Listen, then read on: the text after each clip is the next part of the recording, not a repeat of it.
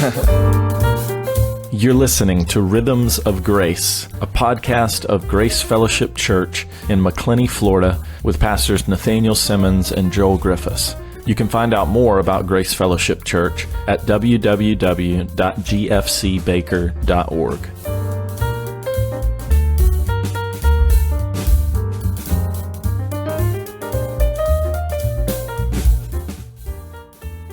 There it goes.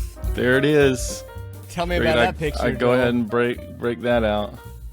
Baby boy Griffiths. Yep. So y'all are having a boy. When's he due? Boy. I feel like I knew it the whole time. He'll be due early February. So. May your first child be a masculine child. That was a horrible Godfather impression. My first child was not a masculine child, but my second one will be. May your second child be a masculine child. Congratulations, man. When's he due again? Thank you. Early February. Early February. You just said that, but yeah, I was really focused on my Godfather. You were thinking about your Godfather line. Early February. That's exciting. That is exciting. Well, so you're going to basically have your first baby born right when we started the church. Your second baby born just a little bit after we get into the new building. Yeah. So we need to keep planning these milestones. First baby of the new building, potentially. I can't think of any others that may take that place. So basically, the more milestones we plan for this church, the more children you'll have. There you go. That's the strategy here. All right. There you go. So we'll just think about that. I don't know. We're excited. We're gonna be well-rounded parents, I guess. We're gonna know what both experiences are like, raising a girl, raising a boy. So yeah, I hope that nothing against people who only have girls. You understand? Me. He's talking about me or boys. How the lack of breadth of my parental experience, only having girls. I do think that it is super, super exciting. I just think that's one of God's gifts of children, that it is impossible to not be excited until they get here and you don't sleep for a month or 2 months. And then you get back, it brings you back down to earth. But right now it's just pure excitement. Then you'll forget about that and you'll have some more. Which kind of another interesting thing along that line is that Heidi's kind of been struggling a little bit with her sleep lately, and kind of her rhythms are all messed up. And we looked into it, and I don't know where this was seen, or if it was something, I can't remember if I read it or Abby read it or what, but it was something about like how babies can understand. So Heidi's 2. I mean, we tell her that a baby's coming, but we don't really know if she understands. But like maybe perhaps on some level she knows that something is happening or going on, and it kind of messes up her rhythms a little bit. I don't know. It's just interesting to think about. That is interesting. I've heard people say dogs do stuff like that, but cool. That's fun, man. You and I were at the church all day yesterday setting up the sound system, and good grief, you would think that we would have gotten more done in the time that we were there, but it took forever to figure out how to get that. And not that we're done, but just to get that thing connected and starting to work. But we did. We're one step closer. It's getting really exciting. Amy's got the furniture set out. It just looks beautiful. So excited about that. Good. No doubt. Good. I am. We don't have a set date yet, but you're out the first week of October, right? So is it going to have to either be the week before or the week after? I just don't see us doing it the week with you not being here. That feels to me like an impossibility in my mind. You got to be here for the first week. So that's kind of, we'll see what happens. But but either way, we're just a couple of weeks off. Good. Well, you want to get into the sermon? Yeah, let's talk about it. We were in 2 Samuel 21. Yep. My ESV title of the passage says, David avenges the Gibeonites. You talked about the first 14 verses, basically Yep. first half or so of the chapter. And you mentioned toward the beginning that there was kind of four scenes in your mind of Yeah. what goes on here. Do you want to kind of state those in bullet Before form? we do that, let's try. This was not in the sermon, but I said that we maybe could mention it in the podcast. I don't know if you remember that, but the last four chapters kind of stand outside of the rest of the book. Most people call this the epilogue or some sort of fancy word, the afterword, something different, because it's not in chronological order. Obviously, we've gone way back. But the last four chapters are the fancy word for the structure here is a chiasm. I don't know, So which chapters are those? So chapter 21, 22, 23, and 24 are the last four chapters. You know, in the original book, it's not four chapters. It's just the last section is a chiasm. And originally, 1st and 2nd Samuel are one book. So it's the book of Samuel ends with these four chapters. I'm going to assume not that many people know what a chiasm is. So let's try to explain it. Basically, it means that everything follows in reverse order or a mirrored order. So if you're thinking about listing things, you would normally say 1, 2, and it's repeating. It's a repeating list. You would say 1, 2, 3, 1, 2, 3, so on and so on. But reverse would be 1, 2, 3, 3, 2, 1. 3, 2, 1. Right? So that's the way the end of this book is structured. So you have three stories that have a repeating theme, and they repeat in opposite order. So your very first story that we look at today, and we'll talk about in just a second, or we looked at yesterday, or Sunday, I guess. Now it's Tuesday. But we looked at it Sunday. That is a story of a sin that was led to a famine and how that sin was dealt with. And that is what we already talked about. Then you're going to have the story of the mighty men, David's mighty men, and it's going to be an interaction with them and then a description of who they are. And then you have a poem by David or a song. After that, you have another song by David, his last words. Then you have another description of his mighty men. So now your second, number 2. And then you close with another sin and another famine. So the last story of the book is David's sin and David's a famine that comes after David. So it's clear that these things are all connected by structure, and it's that reverse order: 1, 2, 3, 3, 2, 1. Yes. This is my simple diagram of a chiasm. So, A, B, and then BA. If you connect the letters, you get a cross kind of thing, which resembles the Greek letter chi.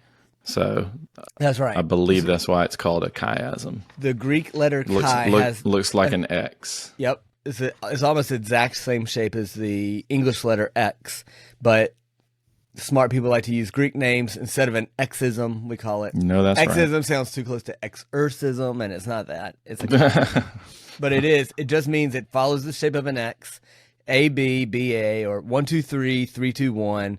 It just means that the order precedes and then it goes in exactly the opposite order to end.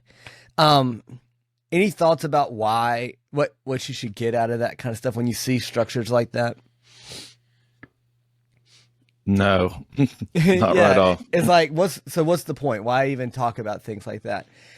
I think there's a few things. One is, to me, it's kind of neat to see that the Bible was written with some level of artistic flair to it, right? So it is a very common structural thing that you see all over the place in the Bible. So, I mean, just on that level, it is a literary form that is worth noticing. It's a literary form, but it's a kind of art in literature, right? So, to me, part of why you observe it is just to say, oh, that was meant to be beautiful or memorable or something neat. so the same way that if you would walk into a museum and you look at a picture and you're like, well, what's that picture? And all you say, well, it's a picture of a boat, right? I mean, yeah, it is. But like what makes it in a museum is that there's some sort of, there is an era to this boat or shaping. And as you describe the picture, you're going to talk about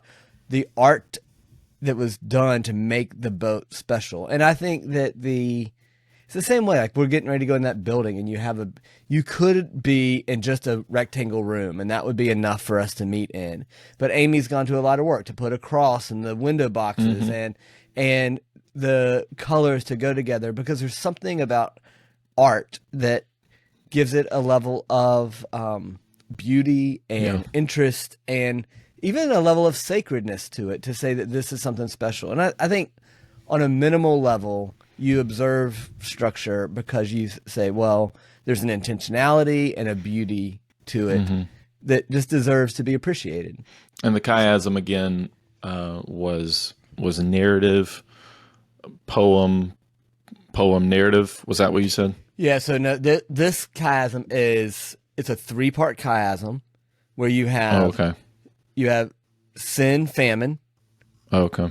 Then you have, that's number 1. Number 2 is the mighty men, David's mighty men, a listing of them and their exploits. And then you have number 3 is the poem. And then when you go in reverse order, you have number 3 is another poem.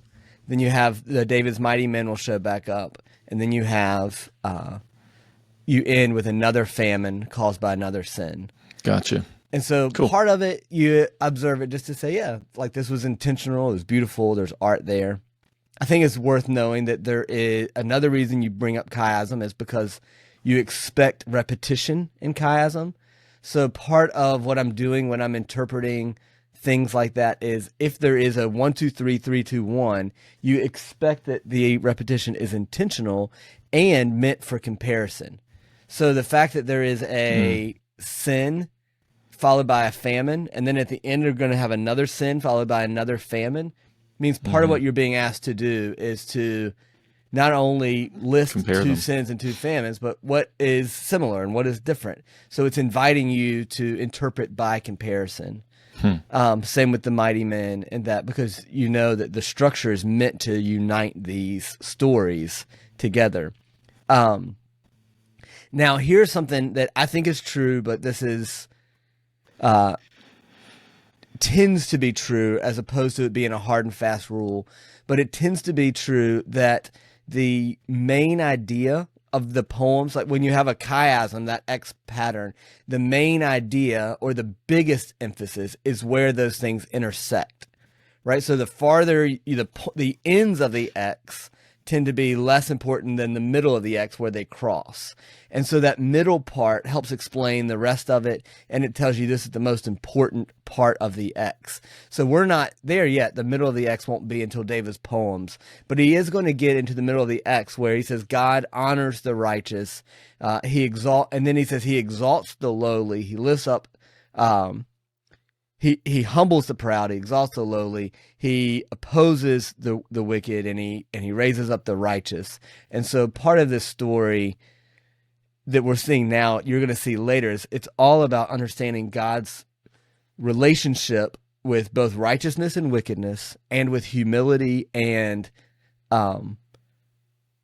pride and arrogance. And so as the whole story is ending, we should be looking at all of the stories, not only at the very end, but through the whole book, as saying 2 primary themes of the whole book, of everything we've seen, is what is God's relationship with wickedness and righteousness, and what is his relationship with humility versus pride, and those things becoming like controlling themes for everything. So that's where the form of kind of the artistry of the story helps us understand a little bit. Not that you couldn't understand it just by reading it, but it kind of is another little way of shading or artistry to help bring out themes.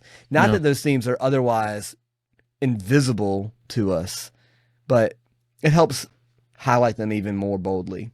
But anyway, for the main reason you need to know that is the next 6 weeks or 8 weeks or however long it takes us to finish this, things are going to start to feel a little bit repetitive. And that's part of why it's going to feel a little bit repetitive, because we're in this structure. Cool. All right. Hopefully that will become more obviously relevant in the weeks to come as that repetition starts to become more obvious. So in chapter 21, you talked about these 4 scenes. Everything was kind of broken up into these 4 big ideas or 4 scenes. Do you want to say well, I'll tell you how I have them written down and you tell me if they're accurate. First is that God sends a message to David. Second is how are we going to deal with sin? And then third is that sin is paid for by death. And then fourth is the situation with Rizpah and what goes on with her. Did I get those? And even in reading those back again, I feel like I might have missed some detail. But no, I mean, I think anything that's good. you would any flesh you would put on those? The whole point of a summary is to leave out detail so that you can wrap your head around it. So no problem missing that. The difference between the second scene in my mind and the third scene is the second scene is asking, how are we going to pay for sin? And you're going to find out that only death will pay for it. Mm-hmm. And in the third scene, you actually make the payment, right? The death actually is accomplished. Mm-hmm. So there's obviously a connection there. Only death will pay for it. So then we actually kill the people. And then the fourth scene is the surprising one, because now death has been accomplished, but it's not over until there's sackcloth, ashes, humility, crying, compassion. Those things happen as well before the curse is finally lifted. Yeah. So it starts with a famine, a mention of a famine, that there were 3 years of famine. You talked a little bit about, basically that means no food, but it's no food because there's no rain. And when that happens, it's something that leads to sickness. It leads to death. You mentioned the other famine in a few chapters, I think, where 70,000 died, and we don't know exactly how many died here, but that's something that pretty much always happens with a famine, is that there's a significant amount of death. And so basically just this is a bad situation. Right. This is painful. This is suffering that David and the people are going through.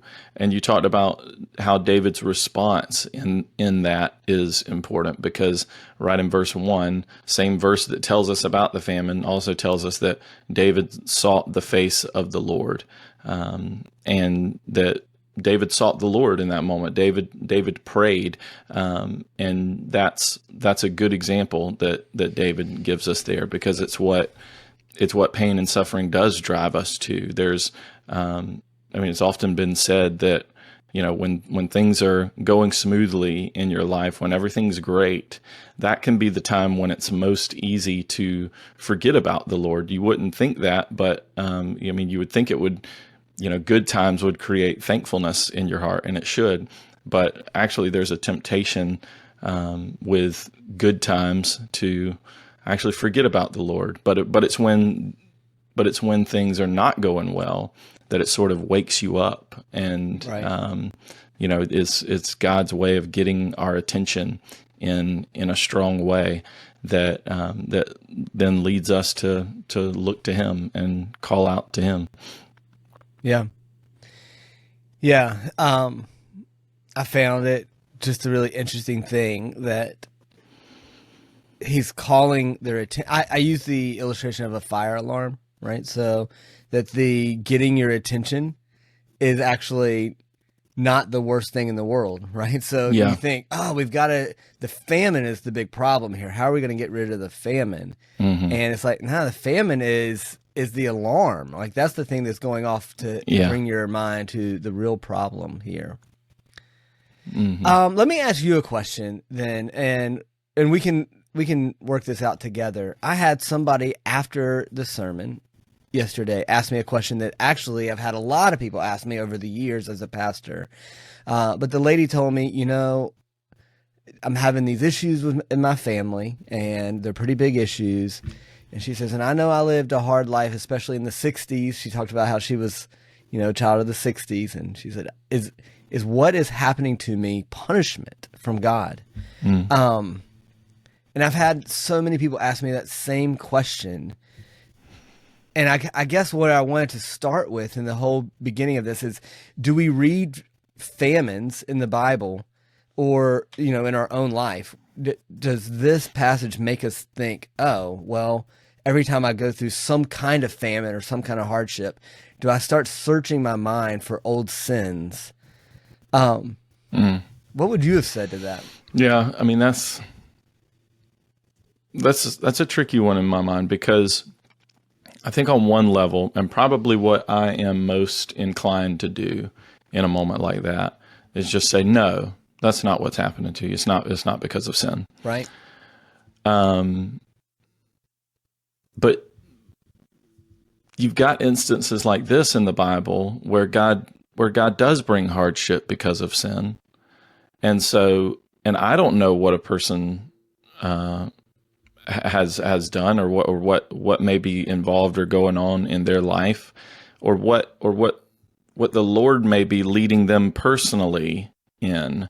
And so, like, I would be hesitant to just jump out and say, no, it's not because of sin, because it may be, but I don't want somebody to take that and think, oh, well, then it must be, and then lead them kind of into a spiraling, despair of self-doubt, and because I think that can be unhealthy also.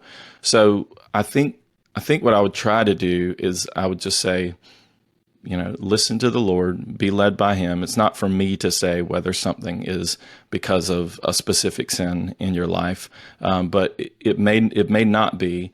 But what I would try to emphasize is the general principle that all sin and suffering, and you did this in your sermon, that all sin and suffering that we go through in this world, and that exists anywhere in the world, is because of sin, in the sense that it is because we live in a fallen world. We live in a sin-cursed world.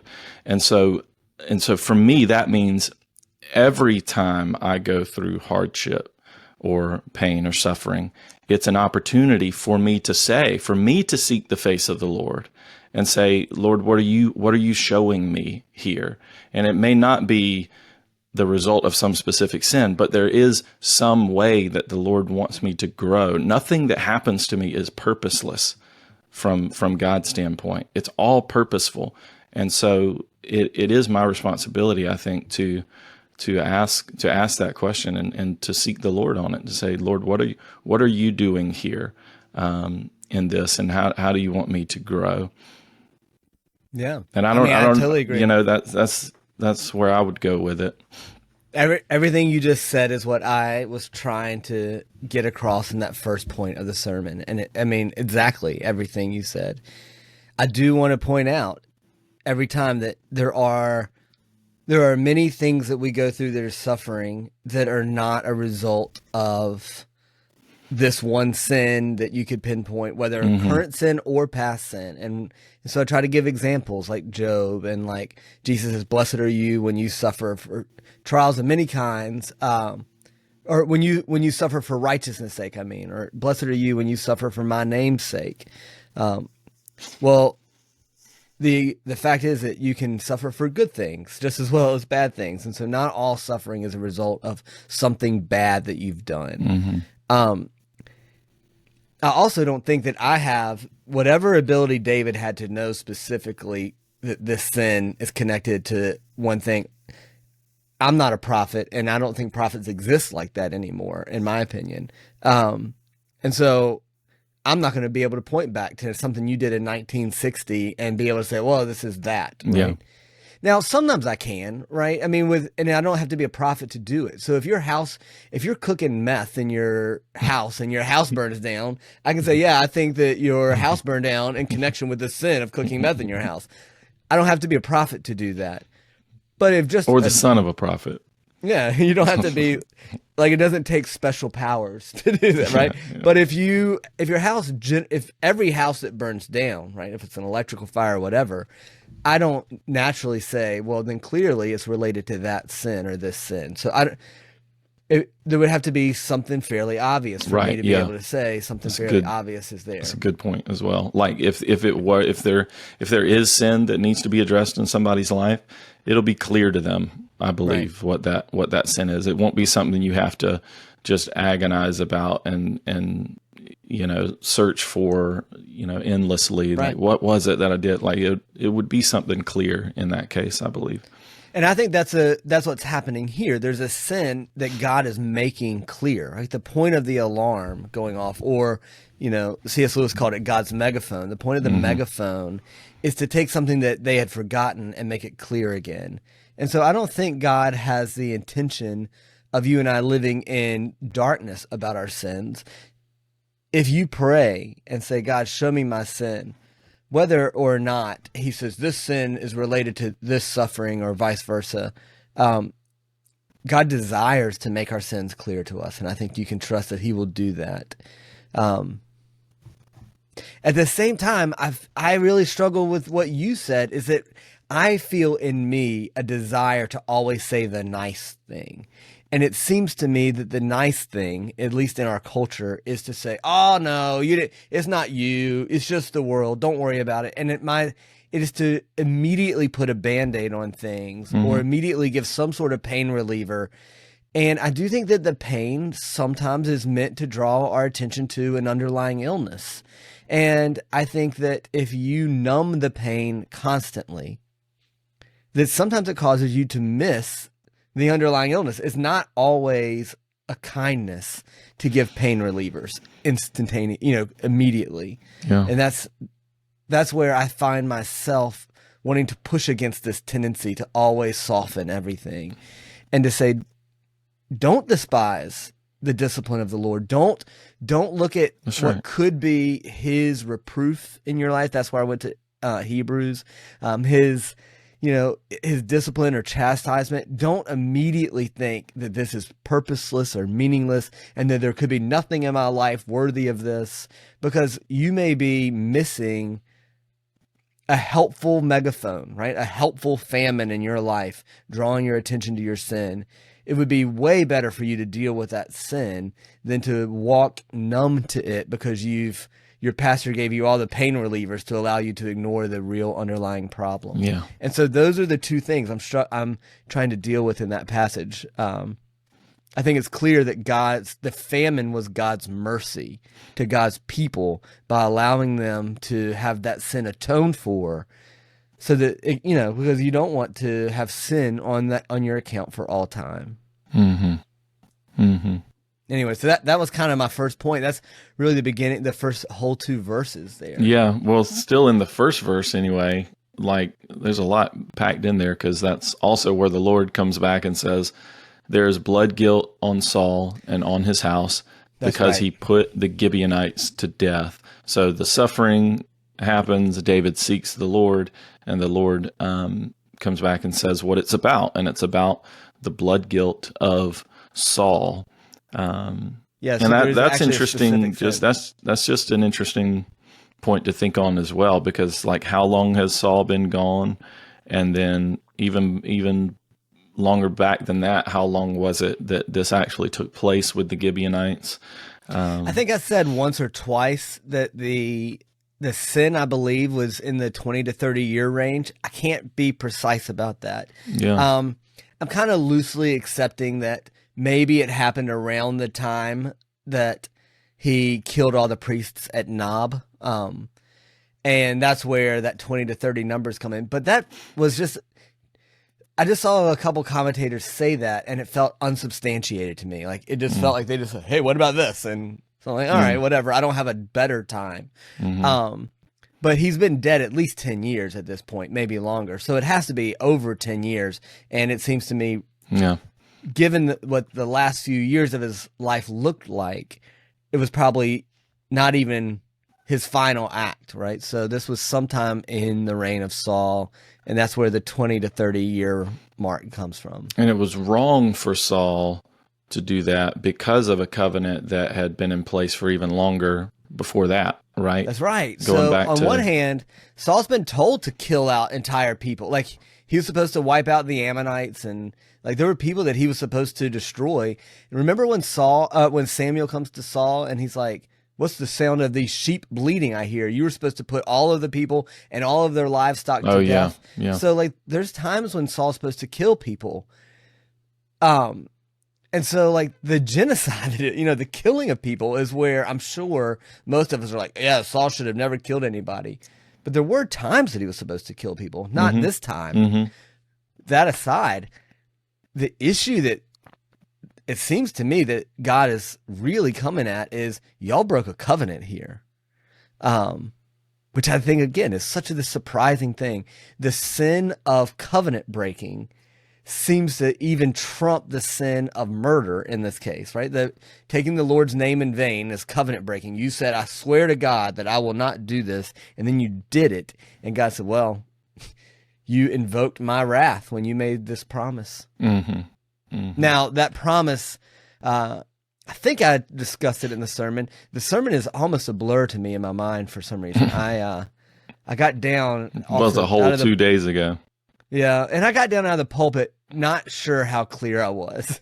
Sometimes you do that, and you're like, who knows how clear I was. But anyway, the Joshua 9 is where that promise was made. The Gibeonites dressed up in these costumes. There was a war going on. Israel is being led into the promised land by Joshua. It's fairly early, it's chapter 9 in Joshua. They're coming into the promised land. 5 kings in the land band together, and they're going to go to war against Joshua. And the Gibeonites fairly early on realize we're going to lose this war. And so what they do is they dress up in a costume. They come back and they are like, hey, if you swear a covenant with us, first off, we're just refugees. We're traveling. People have been beating up on us. We just need somebody to protect us. We'll be your servants if you will protect us. And the elders were like, yeah, that's awesome. We want servants. And so they make this covenant. The word that they use in the Old Testament for covenants it's translated make a covenant, but it's actually cut a covenant. The way a covenant was cut is that they would take these animals and they divide them in half.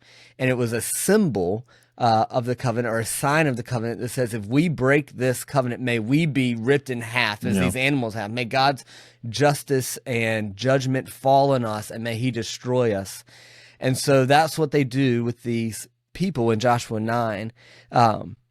Well, then it was the leaders of Israel who did that in Joshua 9. But then the people of Israel are like, hey, they tricked us. Really, we're trying to take their land. We should have killed them. This was all a big ruse. And the elders are like, too late. We've swore by God, and if we go back on that promise, his wrath will come against us right now. And so they just hold the covenant, and it says the people, the Gibeonites, become servants and woodworkers, and it kind of lists out different types of trades that they go into to work in Israel there in Joshua 9. That's a long time. Joshua 9 all the way to 1 Samuel 20 or whenever this is. That's a lot of time. All of the rest of Joshua transpires, and then all of the book of Judges, which is many, many judges in succession, transpires between then. So and who that cares? promise is still invoked, right? Who cares about the covenant, right? Yeah, wouldn't you think? Well, that was a long time ago. Yeah. But I mean, you made that was a great part of your sermon, that talking about time doesn't weaken the bonds of a covenant. And you mentioned marriage, like it doesn't matter if somebody's married 50 years or 13 years or 1 year. Like it's the same covenant, it's the same bond, and it doesn't matter how much time has passed. I got really close to saying something that I thought sounded good but isn't true. When I talked about Kathy and Gary were the ones that came to my mind, because I went to their 50th wedding anniversary, and that was I think they're getting ready to have their 55th now. Really? So that was like 5 years ago. My parents just had their 50th, actually. Did they? Mm-hmm. Well, there's something there when you go to this 50th wedding anniversary and you realize that's a huge accomplishment. That's such a cool thing. And to think now, after 50 years of marriage, if you were to break that now, how much of a tragedy that would be after this great success. And so I almost said, is the covenant doesn't weaken over time. It gets stronger and better. Yeah. But the reality is neither your faithfulness or unfaithfulness, the strength of your promises there that made the covenant more or less binding, is entirely the fact that you made a promise to God, and it's his glory that holds you to that promise, not how happy or impressive your ability to keep that promise ever was. Yeah. But still, I did feel the sense at their 50th wedding anniversary that there was something really special to see. For sure. Yeah. That. Anyway. 50 years is more impressive than 1 year. Yeah. And so the longer but it's you not go it's not a matter of keeping the your word. covenant being stronger or weaker. Right. Yeah. Right. So anyway. So yeah, you talked about that time also doesn't pay for a sin. And Right, we can often think that the passage of time takes care of sin because we sort of become more and more distant from the sin, not just in terms of time, but like emotionally, it just doesn't feel to have the same weight or significance the more time passes. And so that can sometimes create the illusion for us that sin is taken care of by time, but that's not the way it works. C.S. Lewis was the person that really drew that out for me as well, which you already mentioned him in the sermon once, but yeah, you could have also here as well. What did he say? I'm trying to remember. Well, just basically I can't remember where it was, but I basically just summarized what he said, that we're under this illusion that the passage of time takes care of sin. Yeah, and when just it doesn't. Yeah. Yeah, so I hope that point made sense why I made it there. So now we're transitioning into verse 3. And the question in verse 3 is, how shall I atone or make atonement for this sin? Mm-hmm. And so he's asked God, what's the issue? And this is a problem with the Gibeonites. And so then he goes to the Gibeonites and he asks them, what can make atonement for this? And so here I'm just pointing out the fact that he's asking this question means that time itself, he believes, and God believes, time itself didn't make atonement. Otherwise, he wouldn't have had to ask the question in verse 3. Because it's been, like I said, 20, 30 years. And so the fact that he still has to make atonement means that the question he asks in verse 3 is still a relevant question. And I felt like this was worth bringing out because for me, I believe that I downplay the sins that I committed in high school and college as stupid kid things. Yeah. Right. And you mentioned how that is done in the political world. I don't know who you had in mind, but I think it was Brett Kavanaugh was the that's exactly Supreme Court justice that was grilled about stuff that went on when he was in high school. Yeah. And you see even some of that in this presidential cycle now, just pointing to things that people did in high school. And so I'm interested in kind of digging in more to that because I feel like, push back against me if you want. I feel like that's still valid to say, this was high school. This was a long time ago. But I know also that doesn't take care of sin from God's standpoint. And so that's maybe where I would want to draw a distinction. And I don't know if you would as well, but from God's standpoint, and as far as our relationship with God goes, like our sin isn't taken care of by the passage of time, whether it was in high school or college or any time. Yeah. But is there still kind of a social sense in which it's okay and right that we kind of give people a pass on things that they did when they were younger?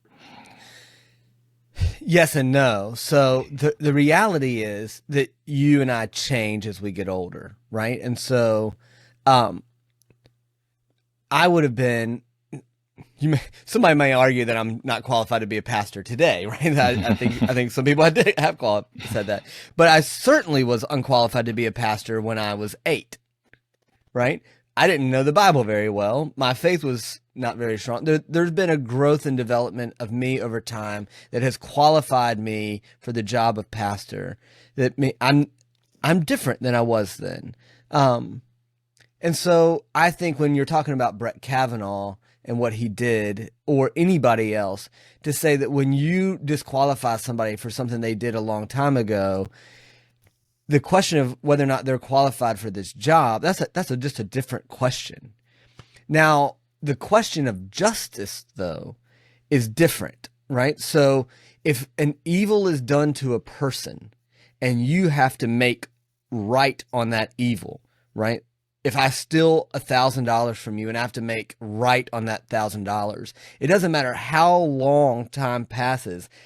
Ignoring that doesn't undo the fact that I stole $1,000 for you. So justice, it doesn't make right. So that's what justify is to take a thing that was not right and to make it right again. And that's where I brought up that the principle of lex talionis, an eye for an eye, a tooth for a tooth, a burn for a burn, a life for a life. That's the way he explains it in Exodus 21. God explains it to Moses in Exodus 21 that way. No amount of time is equal to an eye or a tooth or a burn or whatever it is. You will not have made right what was taken from somebody by time passing. And it doesn't matter how much time. You will not have restored what was taken from them. The only way to do that, the only way to justify a person is to repay the penalty of that crime, the penalty of what was taken. And so the question of qualification of a person, the question of whether or not you can trust them to do the job, that type of stuff is, I think we can all say that a child is less trustworthy than an adult in certain tasks and jobs, an educated person more trustworthy than an uneducated person. And so your ability to finish your education within certain things, right? I mean, I'd rather have an educated doctor doing surgery than an uneducated person. I'm not trying to say educated people are more likely to be honest, but when it comes to completing a task reliably, there are certain things that make you more trustworthy over time. And going back to who they were in high school doesn't prove anything to me. Does that make sense? Yeah, I got you. So, and even things that were perhaps done in high school, maybe against somebody else, or picking on somebody or whatever. Like there's plenty of room to say that if given the opportunity, you should go back to that person and apologize and reconcile with them. Yeah. Because it's not taken care of just because, it was in high school. Yeah. Or whatever. Yeah, that's right. That's right. And I do think that we have an appropriate sense of mercy toward each other, recognizing our relative immaturity at certain times. That we just hold each other to different standards. Because we were all idiots back then.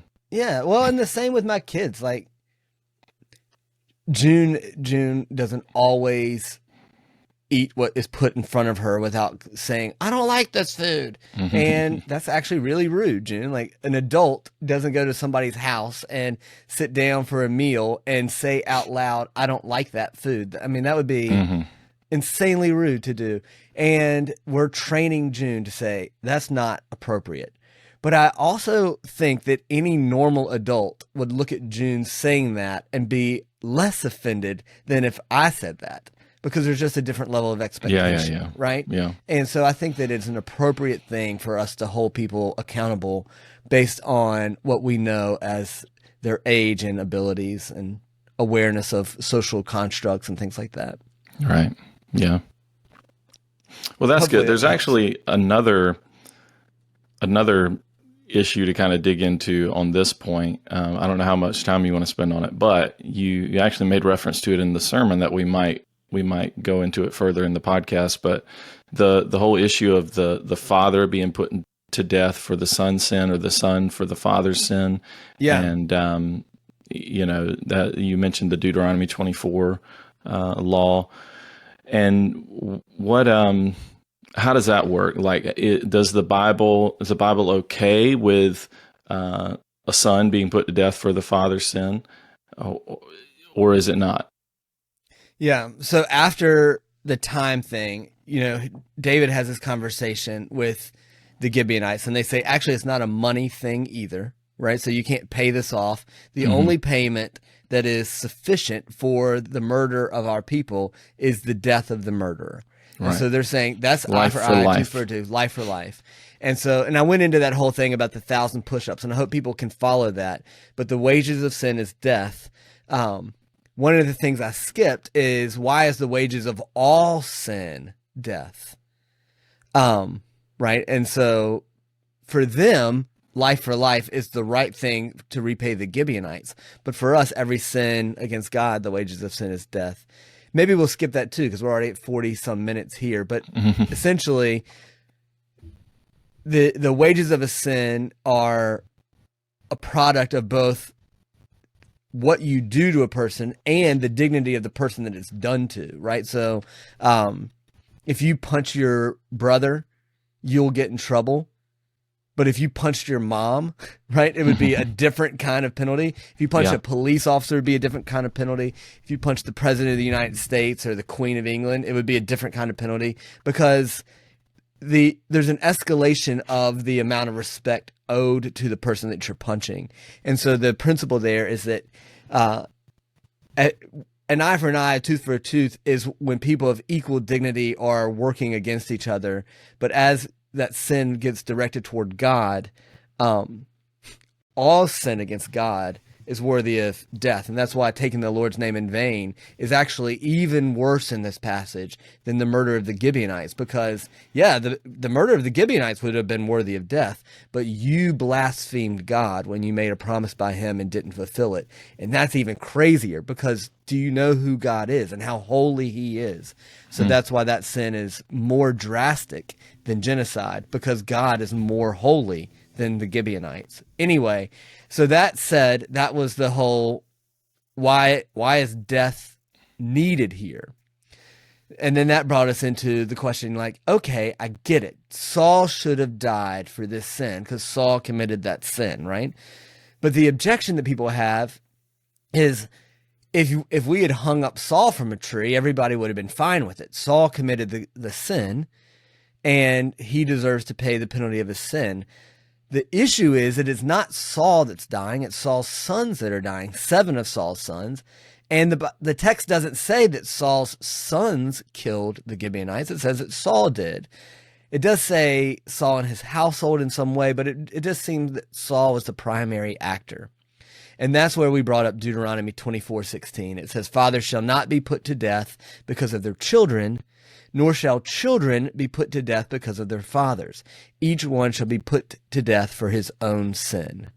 And so that's the question here.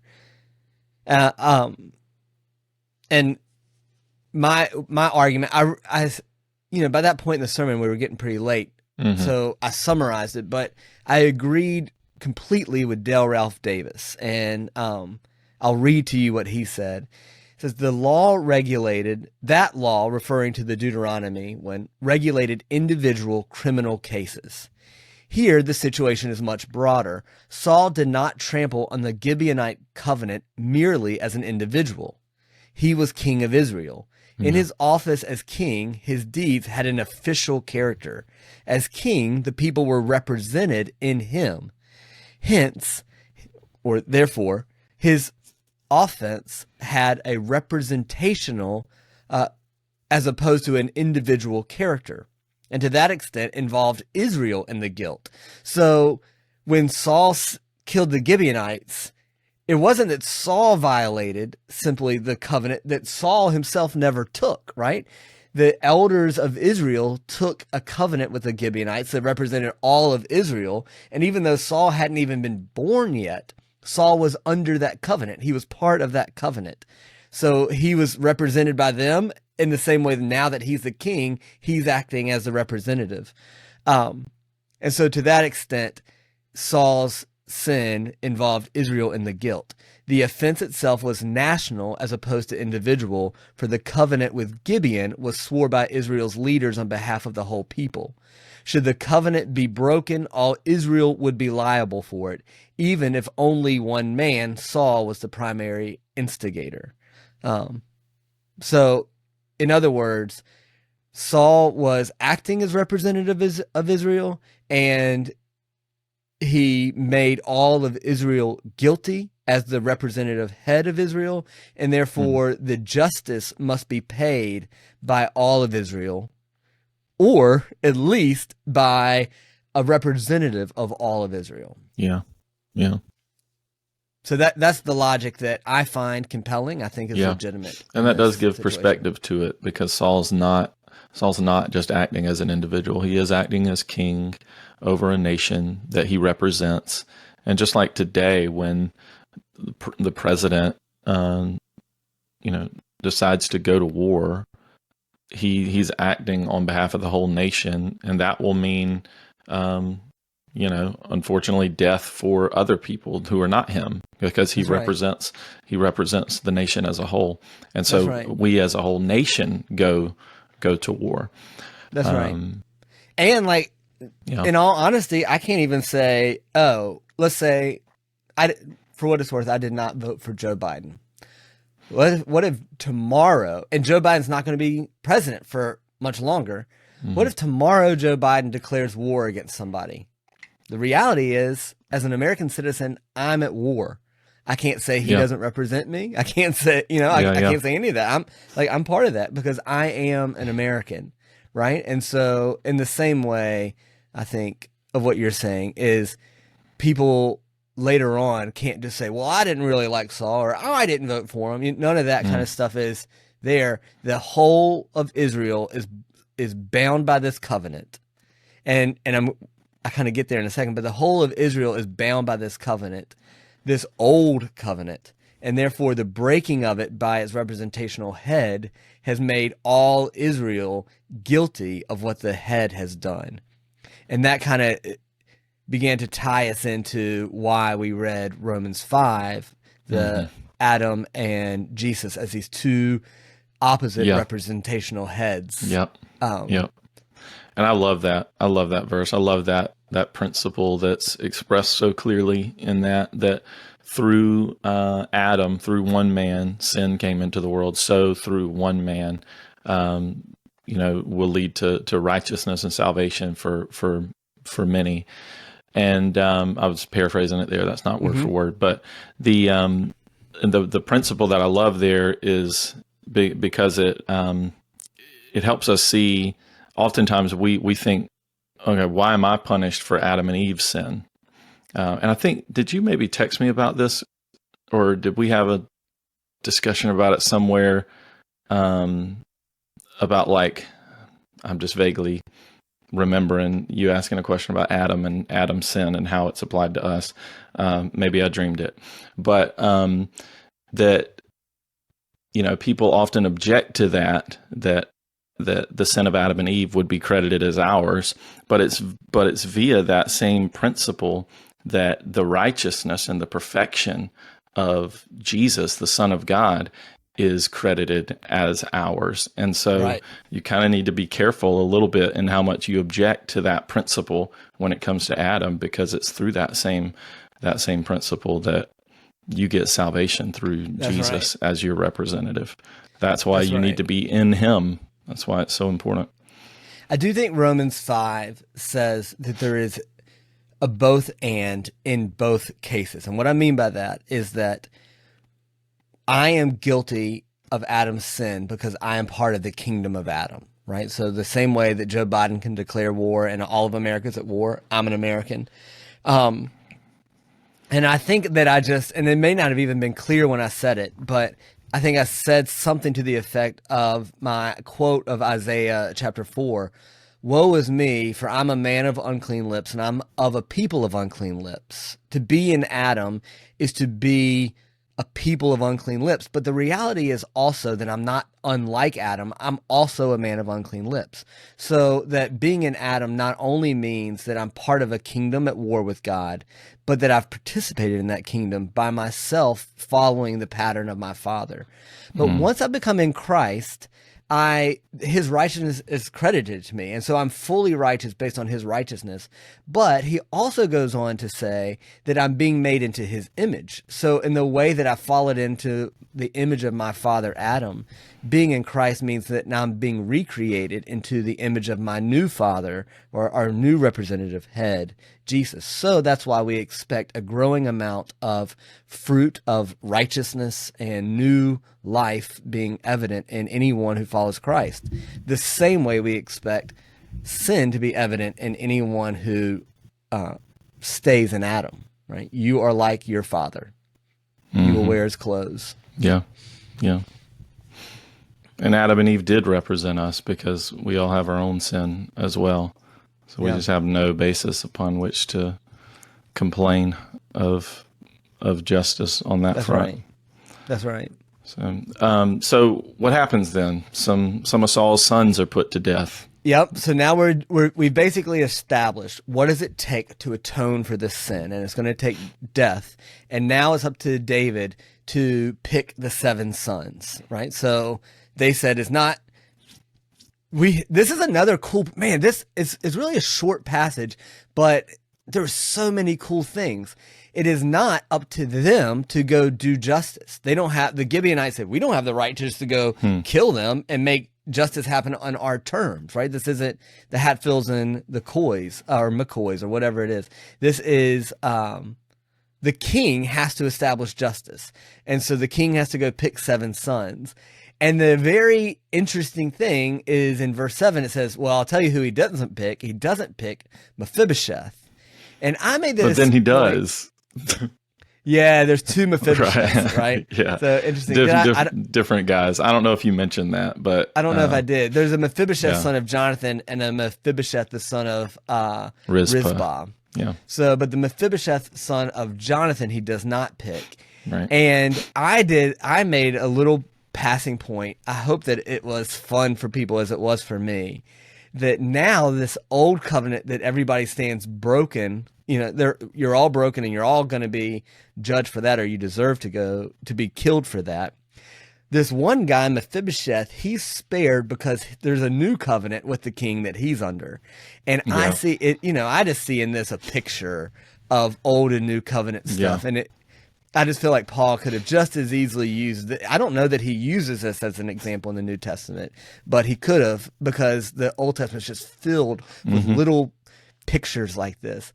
So Mephibosheth, who's really not relevant to this story at all, except for the fact that he doesn't get selected, is not selected because there's a whole nother promise that's at work here. Yep. And he's saved. They're condemned because of one promise and saved because of another one. And I just think, you can't kind of not geek out about things like that if you're a Christian. Mephibosheth, man. That's what he's all about. He is like the coolest character in 1st and 2nd Samuel. It's Samuel. a giant signpost of pointing the gospel. to Jesus. Yeah. Yeah, he is. So, I mean, that the only reason he's relevant to this story is that he's not selected because of this other promise. Love that. And then they go through the 7 guys that are. And the only thing that makes them super relevant is that they're selected to death here. And it tells you that 2 of those sons are actual sons. 5 of them are grandsons.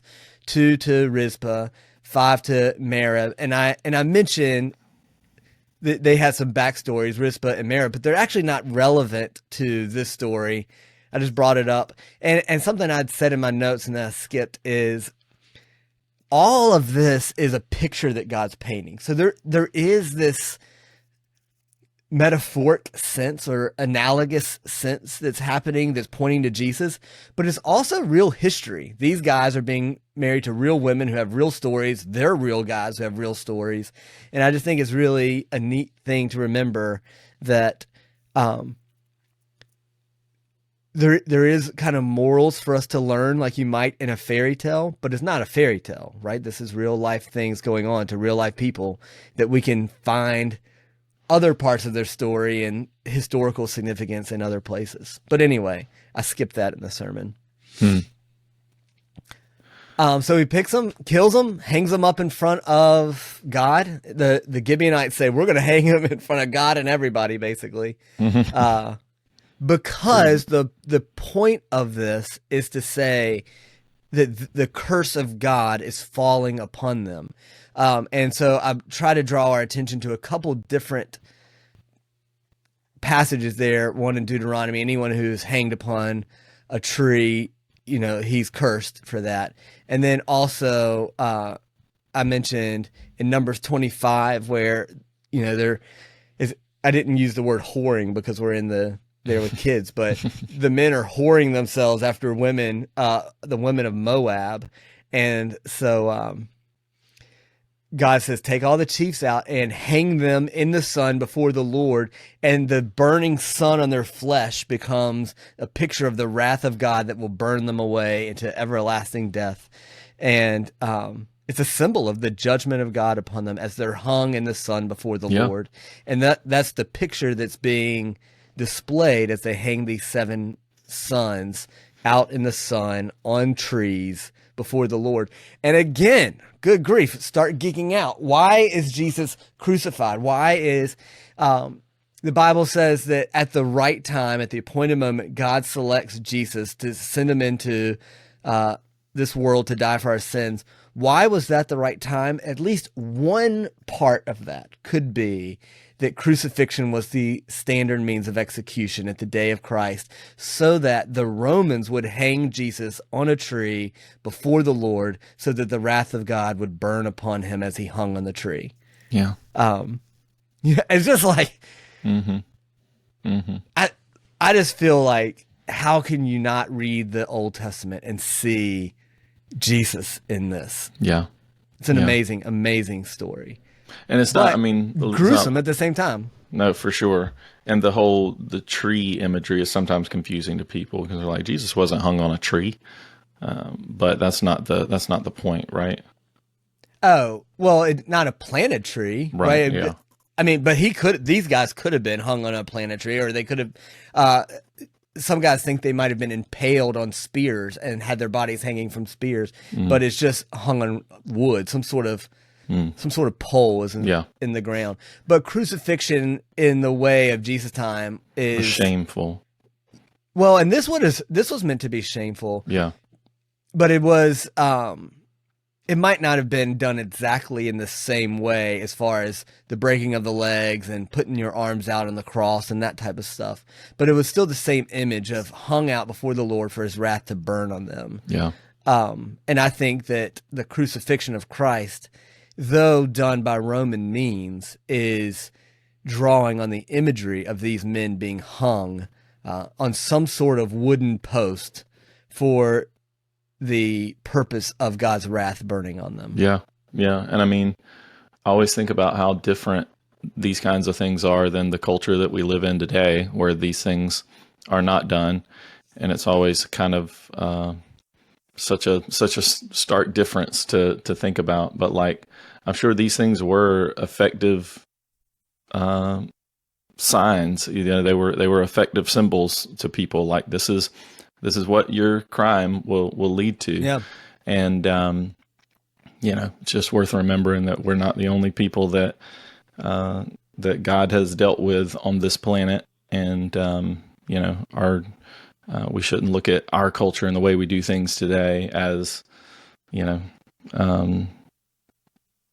like superior to what was done in the Old Testament. And like, that's a weird thought to think about. I'm not saying we should bring this kind of stuff back to our culture. Some people may argue that we should, but that I don't know anyone who is, but I can imagine it. Yeah. But like, and even not that long ago, people were hanged publicly, Yeah. And so that idea has still been there. And again, not arguing we should bring it back. I'm just saying, like, it has been done historically, and even The electric chair. even in God's in God's word. Like it's said to be done in that culture. And so what's the big idea though? The big idea is that this is a picture of what sin does, or what sin deserves. It's the wages of sin is death. So I will say I'm thankful for a lot of things in our justice system, but one thing I think we have downplayed in recent years is the actual justice of the justice system. So as we think about what is the role of the police and the judges and all the way we do jail and everything, it's all framed, not all, but it feels primarily framed in rehabilitation. And, people have made some bad choices. How do we get them back into, rehabilitate them, get them back into life? And so we've gotten away from death penalty. We've gotten away from these things. And we've even gotten away from the fact that you're going to jail because you deserve it.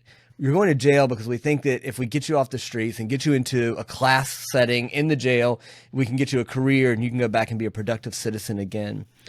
And I think that kind of undercuts people's view that crimes are worthy of punishment. And that happens a lot in people's minds as until something heinous happens, right? Like then every once in a while, you'll see somebody come out and they'll do a mass murder. I think we still get it in rape things. In conservative circles, people would talk about forced castration, and they would talk about that in a way that didn't sound to me simply like, well, that would prevent further crime. And in some way it might, but it was also like, we want something that matches the punitive evil of this thing, right? That your crime has to be made right in some public way of saying, we're disgusted by this action. And we believe that the whole world should be disgusted by this action. And that, I think, is what the Bible does call us to some degree, a kind of public shaming of sin that doesn't seem to exist as much anymore. Right. They believed that you needed to be hung before the Lord to let his wrath be poured on you so that people understood you do not take the Lord's name in vain. Right? And it's hard for me to imagine that anymore. Yeah. Well, moving on then, Rizpah is kind of the last section, right? Or scene. She's the one who comes and is mourning and is making sure that no birds or animals get a hold of the bodies that are dead and hanging up. And what does that then lead to? Like, what is she there in this story for, and what role is she playing? So, my view of this last section changed pretty dramatically from by one single line in one commentary. So most of the commentaries I read were just like, look at how sad this is. Look at how heartbreaking this is. And I think I even sent you and our friend Justin a quote from a commentary that's like, just look at it and feel sad. And I do think this is really sad and mournful, and all of that was right. But then one guy in a really short commentary said, I'm really surprised about this, that it didn't end at verse 9 when the men were put to death. And all of a sudden that concept of this being a surprise ending just began to run in my mind. And I'm like, that's right. Because the wrath of God should have been satisfied at the death of these 7 sons. And then, verse 14 ends with, after that, God responded to the plea for the land. Why didn't God respond to the plea for the land at the end of 9 when they were put to death in the first days of harvest at the beginning of the barley harvest?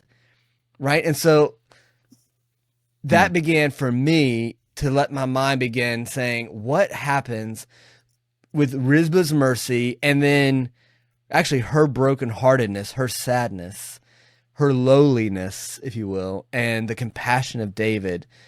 What is the point of that? And why does God wait to respond then instead of at 9? And That's a good question. Super interesting question to me. And then I began to let my mind go also to what I told you earlier, where the cross happens in this chiasm, and you'll get there. You may be the one that ends up preaching that. I don't know if it'll be you or me that gets there, but when David begins highlighting the importance of humility and lowliness, and that God will judge the wicked, but that he will turn and have compassion on the humble and the lowly, and the way that he had compassion on Hannah when she was weeping in the temple. And I began to think, oh, I think I know what's happening here, is that it is true that all sin deserves death, and that even Israel, who are trapped in deportation in Assyria first and then Babylon, they're getting what they deserve to some degree, right? Their deportation is a sign of God's judgment on their sin. But it is at the same time this invitation to humble yourself, to put on the sackcloth, which is the symbol of humility and suffering, and to admit your sin, and to believe that God's mercy will come as a response to suffering, or to humility and to tears and to weeping. And that's where I quoted Jesus saying, "Blessed are you who are poor in spirit, and blessed are you when you mourn and you're meek and you're hungry and thirsty for righteousness," because the judgment of God came here, but also the compassion of God at the compassion and the meekness and the lowliness of this burial. And so it's still symbolic. It's not saying that these men weren't cursed by God, but it is saying that God responded to the people of Israel in the sackcloth and the mourning, not simply in the justice, that he showed mercy in that thing. And so I looked at the end of it, and this is where I'm worried that I really felt like, oh, I hope I made this clear. But I felt like this is now an invitation for you and I to be like Rizpah, to be people who mourn and weep and put on sackcloth and ashes, and to see sin as heinous and bad, but not to, at the end of that, to say, well, that's it. You know, all that's left is justice. The justice of God is the only answer to this, but to put on the mourning and sadness, which we've seen throughout the story. When David sins against Bathsheba and Uriah, it is his mourning, and he confesses his sins, he recounts his sins, and at the end of that, he says, oh, no sacrifice would have paid for this, 'cause the blood of bulls and goats, that's not something God wants. What the sacrifice that God won't deny, and I'm quoting Psalm 51, is a broken heart and a contrite spirit, right? And so now what I'm doing is Rizpah becomes the model of confession and repentance, and just brokenness in general. And that's the picture of this. You and I should read this whole story and think, if this is God's response to taking the Lord's name in vain, you and I are in crazy trouble, right? Because certainly we've taken the Lord's name in vain. We've made promises that we haven't kept. And that in our mind should be, wait, God does that. Murder was also on the table here, but he's so focused on your sins against God and what happens there.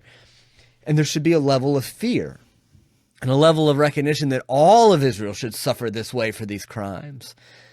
But through humility, God wants to show mercy. And we know that he does that when humility is coupled with Christ's humility, who dies in our place.